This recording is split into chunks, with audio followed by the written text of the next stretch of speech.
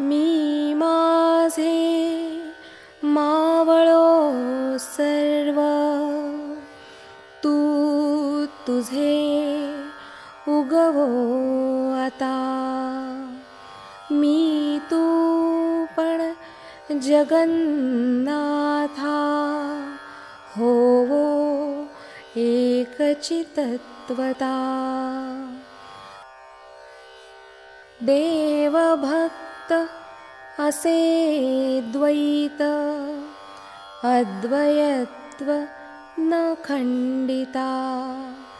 दाखवी देव देवेशा, प्रार्थना ही तुला आता.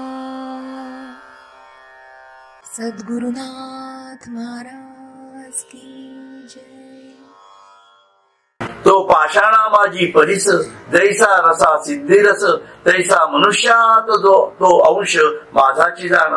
जसा पाषाणात परीस श्रेष्ठ आहे, दगड तर आहेतच सर्वत्र, पण त्याच्यामध्ये परीस महत्वाचा म्हणतो ना आपण, बरोबर. किंवा सर्व रसात सिद्ध रस म्हणजे अमृत श्रेष्ठ आहे, त्याप्रमाणे तो सर्व मनुष्यात माझा अंश होय हे जाण. म्हणजे कशाला विभूती म्हणायचं हे सुद्धा याची व्याख्या इथं त्यांनी दिलेली आहे. विभूती कशाला म्हणायचं की जिथं ईश्वरीय गुणधर्म सातत्याने आहेत, बघा कन्सिस्टन्सी इज देअर, आणि त्या गुणधर्मांना दुसऱ्याने जर त्याचा उपयोग करून घेतला तर ते त्या गुणधर्मांचे सुद्धा होऊ शकतात. एवढी ताकद ज्या व्यक्तिमत्वांमध्ये आहे, ज्या ज्या नामरूपामध्ये आहे, त्या सर्वांना विभूती असं म्हणायला हरकत नाही. स्पष्टता त्याच्यामध्ये अशी, कारण ते काय म्हणतात, जसा पाषाणात परिश्रेष्ठ आहे, दगड तर आपण पाहतो, पण परिसाची काय गुण आहे, तो जिथं जागे तिथं देवत्व प्रकट होतं. म्हणजे सोनं त्याचं होतं. अमृत, सर्व रसांमध्ये अमृत जे घेतो तो अमर्त्य होतो. म्हणजे अमृताचा तो गुण आहेच अमर्त्यतेचा, पण तो जो दुसऱ्याकडे जातो तोही त्याला तो लागून जातो. त्याप्रमाणे तो सर्व मनुष्यात जरी असला तरी तो माझा अंश असतो, कारण त्याच्या सत्संगात जो येतो तो सुद्धा त्या गुणांकडे जायला लागतो. ही त्या परिसाची जाणीव आहे, लक्षात ठेवा. म्हणून हे जिथं जिथं घडतं तिथं तिथं ईश्वराची विभूती, ईश्वराचा प्रत्यय आल्याशिवाय राहत नाही. ही ती जाणीव. लक्षात आलं ना, विभूती योग कसा बघायचा आहे त्या दृष्टीने. ते चालते ज्ञानाचे बिंब, तयाचे अवयव ते सुखाचे कोंब, येर माणूसपण ते भाव लौकिक भाग. असा मनुष्य अर्जुना ज्ञानाचे चालते बोलते बिंब होय. त्याचे जे अवयव दिसतात ते ब्रह्मसुखाला निघालेले कोंब होत असे समज. त्याचे जे अवयव आहेत ते ब्रह्मसुखाला निघालेले कोंब आहेत असं म्हणून. कारण त्या अवयवांच्या सर्व जाणीवा, इंद्रियांच्या सर्व जाणीवा ईश्वराच्या जाणीवेसाठी तडफडत असतात म्हणा, किंवा त्या सर्व गोष्टी त्या जाणीवेत चालत असतात म्हणा. म्हणून त्याला कोंब म्हटलेलं आहे. कारण कोंभाची जाणीव काय आहे, वाढण्याची आहे की नाही, आणि नव निर्मितीची आहे, लक्षात. म्हणून त्या नवनिर्मितीच्या जाणीवेतनं तो नवीन नवीन प्रदेश पादाक्रांत करत जात असतो. कारण परब्रह्म, कारण तो आता आत्म्याच्या जाणीवेतनं परमात्म्याच्या जाणीवेत जात असतो, विश्वात्म्याच्या जाणीवेतनं परत परब्रह्माच्या जाणीवेत जात असतो.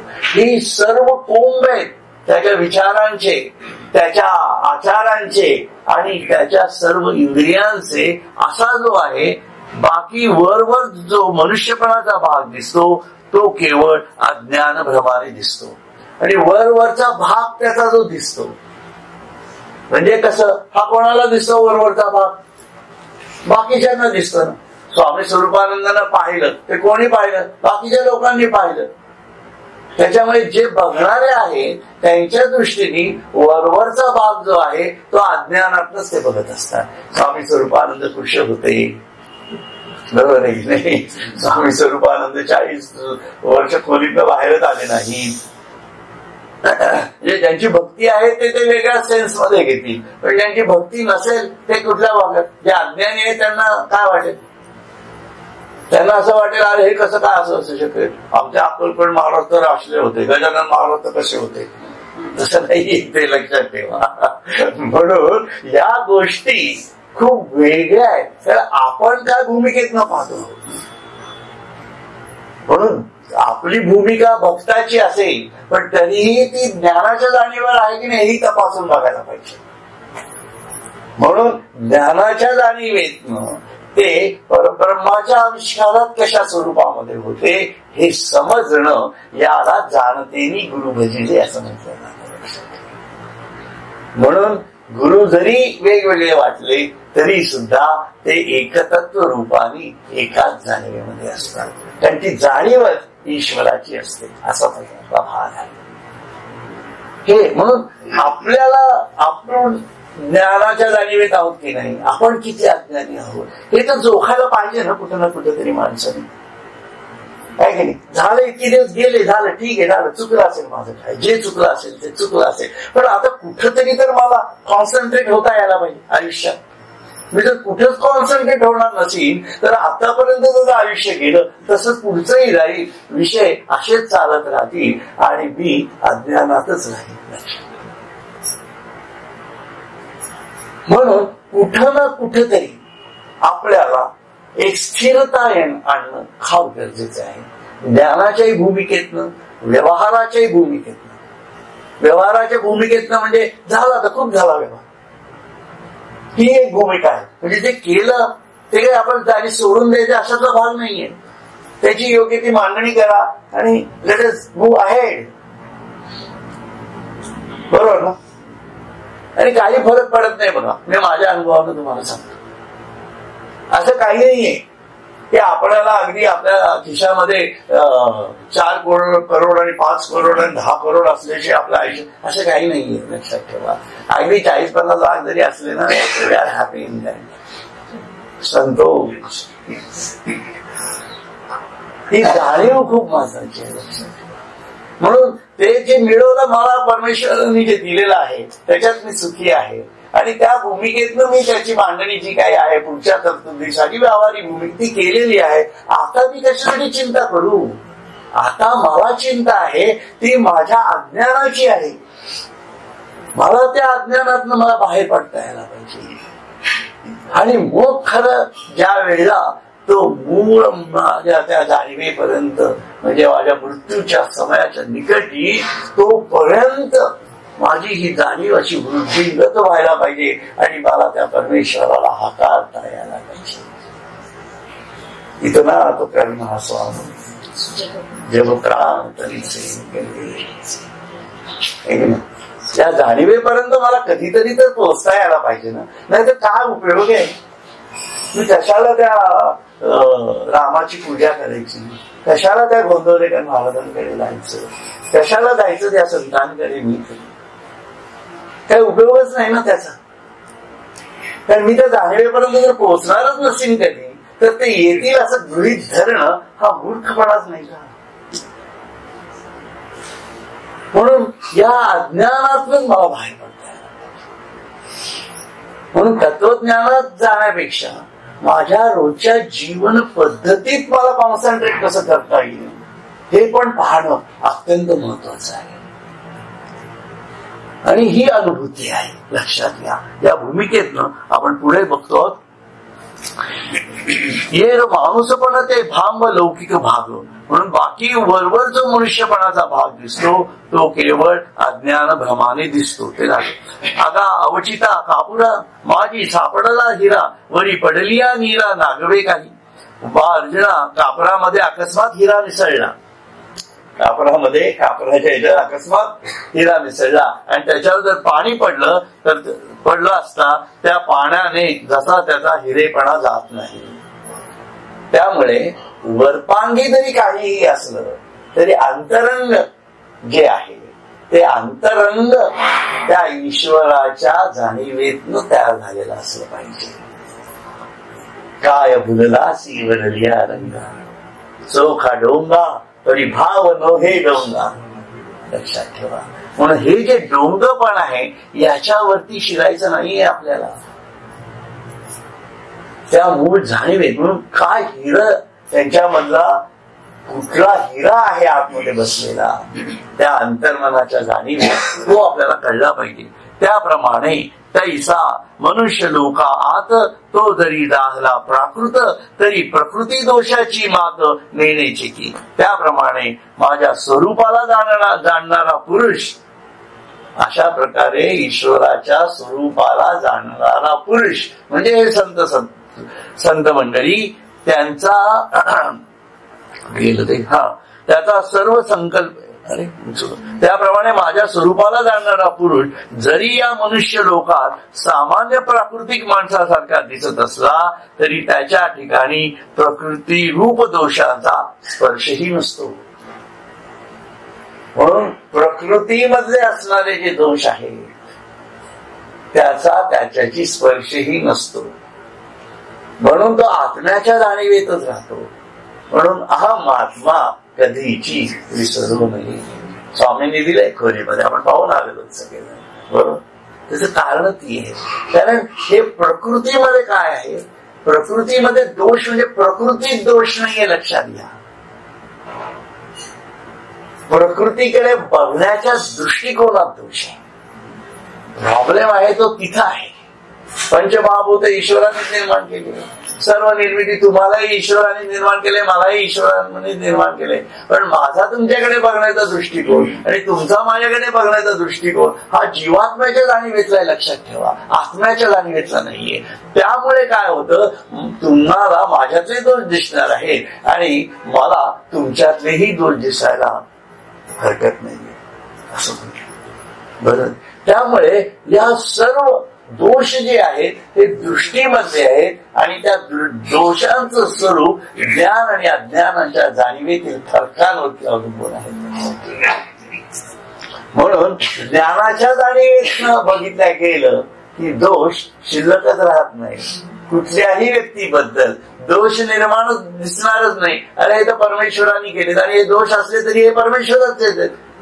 परमेश्वरानेच राग निर्माण केलाय, परमेश्वरानेच लोभ निर्माण केलेला आहे, परमेश्वराने दंभ निर्माण केलेला आहे आणि परमेश्वराने सत्वगुण निर्माण केलेला आहे. हे सर्व त्यांनीच केलेलं आहे. म्हणून प्रत्येक परमेश्वर, प्रत्येक व्यक्ती ही माझ्या व्यक्तिगत पृष्ठावरती बघण्यापेक्षा अंतरंगाच्या पृष्ठावरनं बघणं हे संयुक्तिक नाही का असं. म्हणून आतून बघता येणार ही दृष्टी हळूहळू तयार होणार आहे, एकदम होणार नाहीये. हे अगदी सत्य आहे. कारण आपला व्यवहारच इतक्या पृष्ठावरचा आहे प्रत्येकाचा. त्याच्यामुळे आपल्या प्रत्येकामधले जे गुणदोष आहेत ते प्रत्येकाच्या विविध जाणीवेतून वेगवेगळ्या रीतीने वर्तून येतात. वर्तून येतात म्हणजे कृतीत येतात, ते व्यक्त स्वरूपात येतात. कारण हे वरवरचे आहेत. म्हणून आत्म्याच्या जाणीवेतनं जेव्हा ती व्यक्ती बघायला लागते तेव्हा त्याच्यामध्ये त्याला परमेश्वर दिसतो आणि त्याच्यामुळे ऑटोमॅटिक प्रेम तयार होतो. प्रेम म्हणजे भक्ती तयार होते. म्हणून सर्वम खलु इदम ब्रह्म ही सर्वात मोठी भक्ती आहे. म्हणून तो परमप्रेम स्वरूप आहे. हे का तयार व्हायला पाहिजे असं, हे प्रेम का वाटलं पाहिजे आपल्याला, का मला तुमच्याबद्दल, तुमच्या मला म्हणण्यापेक्षा प्रत्येकाने आपापला विचार करावा. सगळ्यांबद्दल प्रेम वाटणं गरजेचं आहे. म्हणून याच्यासाठी आपल्याला खोलीत बसणं खूप गरजेचं आहे. लक्षात घ्या. म्हणून आपले नातेवाईक आपल्याच्यात अडकायचं नाहीये, पण प्रेम कमी ठेवायचंय का. प्रेम आहो ते पण ईश्वराचे अवतार आहेत ना, ईश्वराचीच विभूती आहेत ना प्रत्येकामध्ये. परंतु त्यांचा बघण्याचा भाव माझ्याकडचा हा अज्ञानाच्या जाणीवेत नाही. मला ज्ञानाच्या जाणीवेत जायचं असेल तर त्यांच्या सर्व कृती मला पोटात घेता यायला पाहिजे.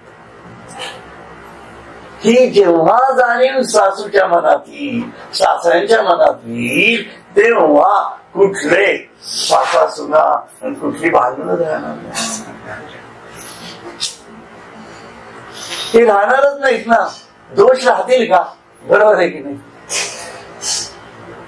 अर्धा झाडा मास किती दिवसांनी आल्या, आपल्याला आनंदच झाला की नाही, आहे की नाही? हा, त्याचं कारणच ते आहे, आपली बघण्याची भूमिकाच वेगळी जर असेल तर आपल्याला काय फरक पडतो, आहे की नाही? ज्याचं त्याचं जीवन आहे, कारण आहे की नाही? परंतु प्रत्येकाने आपल्या जागेवरती मात्र हे जगावं असं आहे. सांगण्याचा हेतू काय आहे? कोण म्हणून सद्गुरूंना किंवा आता स्वामी स्वरूपानंदांना आम्ही वर्षातनं एकदा कधीतरी जाऊन भेटत होतो, बरोबर. आता स्वामी विद्यानंद सुद्धा काही रोज जाऊन तिथं बसत नव्हते स्वामी स्वरूपानंद असताना, बरोबर. तिथं वर्षातनं वगैरे जायचेच ना तेही, पण ते जगताना कसे जगत होते हे बघणं खूप गरजेचं आहे. म्हणून रोज भेटलं म्हणजेच गुरु प्राप्त होतो असं काही समजायचं काही कारण नाहीये. त्यांनी सांगितलेल्या तत्वज्ञानाच्या गुरुमंत्राच्या जाणीवेतून मी कशा प्रकारे अज्ञानातनं मला बाहेर काढतो हे बघणं गरजेचं आहे ना. हे जोपर्यंत मी पाहत नाही आणि सगळे ऍप्लिकेशन आहे बघा, म्हणून अध्यात्म हे इंजिनिअरिंग आहे. ऍप्लिकेशन शिवाय काहीच नाही. इथं सर्व आपला कर्म ऍप्लिकेशन, कर्मयोग, अप्लाइड कर्मयोग, अप्लाइड ज्ञानयोग, अप्लाइड ध्यानयोग, अप्लाइड बुद्धियोग, सर्व अप्लाइड आहे. अप्लाइड नसेल तर काय उपयोगच नाही. You are not engineer. Okay, we do not want to be masters, we want to be applied engineers. Master तो बसलाय ना, he's a master. How we can be a master? He's a master. He's the ultimate master. असे ती झाली. त्याच्यामुळे आपण application मध्ये असणं फार महत्वाचं आहे. आणि त्याच्या इंजिनिअरिंग मध्ये आहोत ना आपण हे सर्व, आणि त्याच्या इंजिनिअरिंगचे आपण अंश आहोत. लक्षात घ्या, त्यांनी आपल्याला तयार केले आणि या पृथ्वीवर पाठवलेलं आहे. त्यांनी जर तयार केले आणि त्यांनी जर पृथ्वीवर पाठवले आहे, फक्त संतांनाच पाठवले. त्यांना कळलं संतांना की त्यांना कशासाठी पाठवले पृथ्वीवर. मला कळलं नाही, एवढाच भाग आहे. फरक काय आहे? एवढाच फरक आहे. मला जेव्हा कळेल की मला या पृथ्वीवरती ईश्वराने कशासाठी पाठवलं आहे, तेव्हा मी पण संतच होणार. लक्षात ठेवा, ही ती झाली, ही विभूती आहे. म्हणून आपण विभूती व्हायला पाहिजे. आपण रामदास स्वामी व्हायला पाहिजे, आपण गोंदवलेकर महाराज व्हायला पाहिजे, आणि आपणच पांडुरंग व्हायला पाहिजे. लक्षात घ्या, अशा प्रकारे चालतंय बघायचं. कधी त्या भूमिकेतनं ते काय म्हणतात, तो आप भयेची सांडिजे पापी, जैसा जळत चंदन सर्पी, देवी माते जाणे तो संकल्पी, वर्जुनी घापे. भीतीने आपण होऊनच पापे त्याच्यापाशी येत नाही.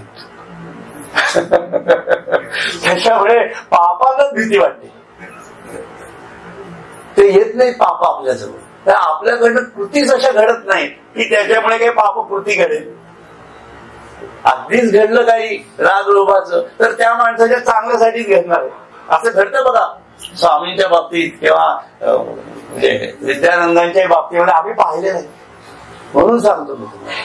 म्हणून या भूमिकेत गेलं ना की पाप पुण्याच्या कल्पनेच्या पुढे राहतो माणूस. थोडक्यात सांगायचं काय ते, इकडनं जर 3 नंबरचं पाटण डाव पांढऱ्याच्या शेतात पांढऱ्या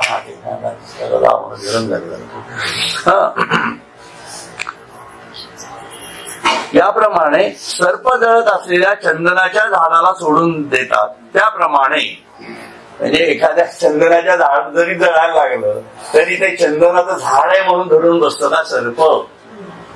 आपण धरून बसतो, परंतु सर्प नाही, त्याला सुद्धा तेवढी अक्कल आहे बघा, आहे की नाही.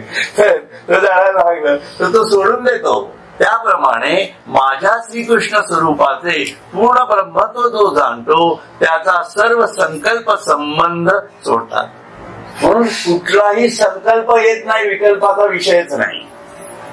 म्हणून सर्व संकल्प विकल्पाच्या पुढे तो जातो आणि मी परब्रह्म आहे तो हम याच जाणीवेवरती तो येतो, असं हे म्हणतायत. म्हणून श्रीकृष्ण स्वरूपाचे पूर्ण ब्रह्मत्व जो जाणतो म्हणून श्रीकृष्णाला समजून घ्यायचं असेल तर हे समजणं किती गरजेचं आहे बघा. तेची आमुते कैसे जाणीजे ऐसे कल्पी जरी चित्त तुझे तरी मी ऐसा हे माझे भाव ऐके. तेच माझे जगात व्यापून असणे कसे जाणावे असे जर तुझ्या चित्तात वाटत असेल तर जगात मी असा आहे व हे माझे विचार आहेत ते सांगतो ऐक. म्हणून या सर्व जगामध्ये या ब्रह्मांडामध्ये जगात म्हटलेले त्यांनी जग आणि विश्व याच्यात फरक आहे लक्षात ठेवा. जग हे आपल्या स्वरूपातलं जे असतं त्याला जग म्हणतात. विश्व म्हणजे संपूर्ण विश्व असा दोन याच्यातला फरक आहे जरा. एनिवे तर ज्याप्रमाणे तेच माझे जगात व्यापून असणे कसे जाणावे. आता आपल्या जगामध्ये प्रत्येकाचं जग आहे. मी मागच्या वेळेला सांगितलं you are the centre of your universe. बरोबर प्रत्येकाचं जग आहे. त्या जगामध्ये विविध माणसं येतात.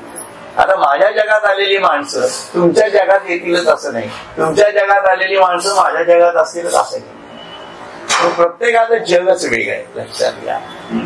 म्हणून तेच माझे जगात व्यापून असणे कसे जाणावे असे जर तुझ्या चित्तात वाटत असेल तर जगात मी असा आहे व हे माझे विचार आहेत ते सांगतो. म्हणून या जगामध्ये आपल्याला ज्या ज्या गोष्टी दिसतात मी जे म्हटलं तुम्हाला की सर्व प्रकारचे विचार विकार आणि हे म्हणजे तुझ्या चित्ताला समजण्यासाठी. चित्त म्हणजे काय मन आणि बुद्धी दोघांची एकत्रित जाणीव म्हणजे चित्त म्हणते. आणि मन म्हटलेलं नाहीये नुसतं बुद्धी असं म्हटले नाही. शब्द चित्त वापरलेला आहे. म्हणजे त्या शब्दाच्या योजना सुद्धा लक्षात घेण्यासारख्या आहेत. म्हणून तेच माझे जगात व्यापून असणे कसे जाणावे असे जर तुझ्या चित्तात वाटत असेल तर जगात मी असा आहे व हे माझे विचार आहेत ते सांगतो ऐक. आता कशा प्रकारचे माझी निर्मिती आहे हे त्रिगुणात्मक म्हणतो की नाही आपण. सत्व रज तम या तिन्ही जाणीवा प्रत्येक वस्तूच्या अस्तित्वात कशा भरलेल्या आहेत हे तू समजून घे आता थोडक्यामध्ये.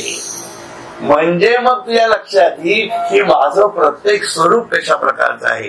जे वेगळा या भूती सारिके होऊनी प्रकृती विखुरले आहे ती त्रिजगती आघवीये. हे विकार निरनिराळ्या प्राण्यांमध्ये म्हटलेले आहे. त्यांच्या प्रकृतीसारखे होऊन संपूर्ण ब्रह्मांडात पसरलेले आहे. म्हणून प्रत्येक प्राण्यामध्ये हे विविध विकार भरलेले आहेत आणि त्यांच्या प्रकृतीसारखे होऊन गेलेले. त्यांची ती प्रकृती घेऊन बसलेली आहे. एखादा माणूस म्हणतो की नाही हा खूप रागीट आहे हा खूप चांगला आहे हे ती प्रकृती झाली ना त्याची एक प्रकारे आहे की नाही. बेडक्याची प्रकृती आहे उड्या मारणे आहे की नाही. उंदराची प्रकृती आहे पळत चंचल म्हणजे पळत जाणे इकडं तिकडं आहे की नाही. प्रत्येक जीवाला त्याची प्रकृती आहे. डास तर चालणारच त्याची प्रकृतीच आहे ती. पण ती सर्व निर्मिती कशातनं झाली आहे हे तुझा असं ते म्हणतात. म्हणून ते म्हणतात हा श्लोक फक्त वाचतो अर्थ वाचतो आणि मग आपण इथं थांबूया. बुद्धी ज्ञानम समोह क्षमा सत्यम दम शमः सुखम दुःखम भवो भावो भयम च भयमेव च अहिंसा समता तुष्टिस्तपो दानम यशो यश भवन्ति भावा भूतानां मत्त एव पृथ्वीविदः. बुद्धी ज्ञान असमोह क्षमा सत्य दम शम सुख दुःख भव अभाव भय अभय अहिंसा समता संतोष तप दान यश अपयश हे सर्व निरनिराळे भाव. हे सर्व भाव आहेत असं ते म्हणतात बरं का. आता याचा प्रत्येकाला अभ्यास आपण पुढच्या वेळा करणार आहोत नक्कीच. खूप सुंदर आहे कारण. म्हणून विकार किंवा कार्यरूप पदार्थ भाव म्हणजे विकार असतील किंवा कार्यरूप आपल्या दृष्टीने. आता आपल्या दृष्टीने विकार किंवा कार्यरूप पदार्थ ईश्वराच्या दृष्टीने कार्यरूप पदार्थ आहे कारण तो पुरुषोत्तम आहे लक्षात घ्या. आणि पुरुषोत्तमाला प्रकृतीच्या कार्यात जेव्हा तो शिरतो म्हणून तो कार्यरूप होतो. सत आणि चित. म्हणून सर्व निर्मिती सत मधनं आहे.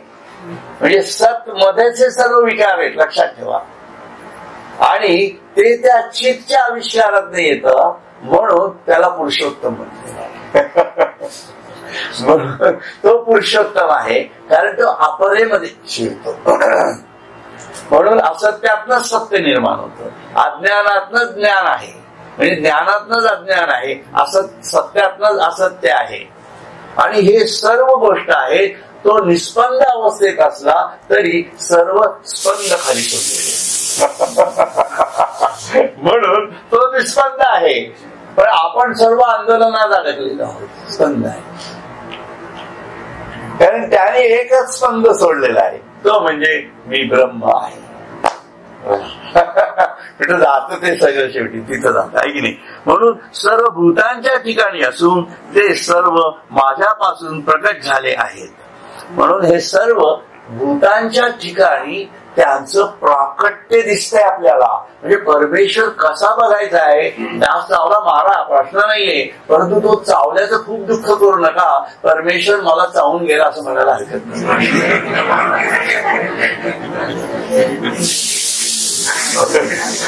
तर पर्याय काय आहे ना. आणि मग सतत खावा विठ्ठला विठ्ठला विठ्ठला विठ्ठला विठ्ठला. हो तसंच म्हणावं लागणार आहे, तसंच म्हणावं लागणार आहे. लक्षात ठेवा. इंजेक्शन घ्या, ते घ्या. कारण प्रत्येक कार्याच्या तुमच्या जीवात्म्याच्या दृष्टीने प्रत्येक घडणारी घटना ही त्याच्याकडनं निर्माण झालेली आहे. लक्षात ठेवा. तो कुत्रा का चावला, प्रारब्ध. तुम्ही कुठेतरी चावला असणार त्याला.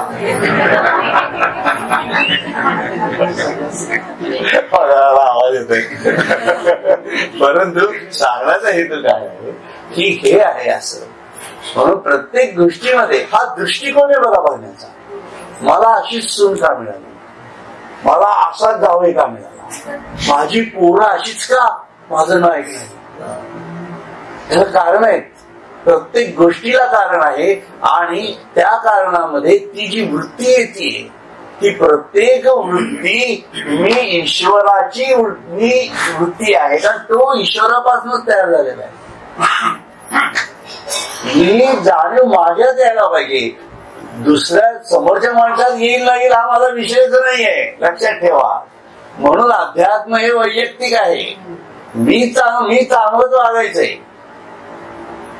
माझ्या मुलाबाळांनी, माझ्या मित्रांनी, माझ्या सुनांनी, नातवंडांनी माझी चांगलं वागलं पाहिजे हा हेका धरला तर आपण अज्ञानी आहोत. मग काही येत नाही. मग तुम्ही त्यांच्यासारखेच झाला. मग फरक काय राहिला. ते तुमचा दुस्वास करणार, तुम्ही त्यांचा दुस्वास करणार. उपयोग काय. तुम्ही जर डासच चावला म्हणून जर सतत त्या करत बसला तर काय उपयोग आहे का त्याचा. काय केलं तुम्ही मुलात म्हणून तुम्हाला जरा असे शब्द वापरतो समजायचं होता ना. पुण्यातला फार फेमस शब्द आहे हा. आम्ही लहानपणापासून ऐकत आलो. असं ते त्याचं स्वरूप आहे. त्याच्यामुळे हे जगणं, अध्यात्म जगणं फार महत्वाचं आहे. आणि हा जो प्रत्येक गोष्टीमध्ये ती दृष्टिकोन बदलतो ना एकदम. आपला बघण्याचा दृष्टिकोनात फरक पडतो. म्हणून या विभूती हा तर त्यांनी पुढे प्रत्येकाच्या याच्यात दाखवायचा प्रयत्न केलेला आहे. श्रीकृष्णाने सांगितलंय की इथं स्पष्टपणे मी आहे, परंतु मी स्पष्टपणे प्रत्येकात पण आहे. हे पण तेवढंच त्यांनी स्पष्ट केलेलं आहे. म्हणून प्रत्येक जण, आपण प्रत्येक जणच योग भ्रष्ट आहात हे समजून घेऊनच जगलं पाहिजे. म्हणून योग भ्रष्ट असं म्हटलं की मग जरा वरची चेअर मिळते आपल्याला. काय की नाही. त्याच्या वरच्या चेअरमध्ये जाण्याचा जरा प्रयत्न व्हावा असं ते स्वामी विद्यानंदांना वाटतं. त्याच्यामुळे ते म्हणतात की योग भ्रष्ट तू स्वतःला कमी लेखू नकोस असं म्हणतात ते. परंतु या पुढच्या प्रयत्नाच्या मार्गदर्शनासाठी जाणं अत्यंत गरजेचं आहे. तर पुढच्या वेळेला आपण अजून याचा चांगला अभ्यास करू आणि मला वाटतं हा जो अध्याय आहे 10वा हा बऱ्यापैकी आपल्याला म्हणजे मार्गदर्शनकारक ठरेल. कारण पुढचं विश्वरूप वगैरे म्हणजे काय अवघडच नाही जरा थोडं, परंतु हा जरा मार्गदर्शक ठरेल. आणि याच्यासाठीच तो ही भक्ती आहे, लक्षात ठेवा. याला ईश्वराची भक्ती असं म्हटलं जातं. प्रत्येक ठिकाणी ईश्वर बघणं किंवा तो दृष्टिकोन तयार करणं ही भक्ती आहे. हे खरं भक्तीचं स्वरूप आहे. आणि या भक्तीच्या स्वरूपाला तुम्ही आता सर्वजण म्हणजे आपण आपल्याला म्हणतात ज्ञानेश्वर, आपण सर्वजण झडझडून उठलं पाहिजे, तरच तुम्हाला माझं स्वरूप कळणार आहे असं श्रीकृष्ण म्हणतात. केवढा मोठा भावार्थ आहे बघा या 10व्या अध्यायामध्ये. आणि याची अट एकच आहे, ती म्हणजे झडझडून उठणे.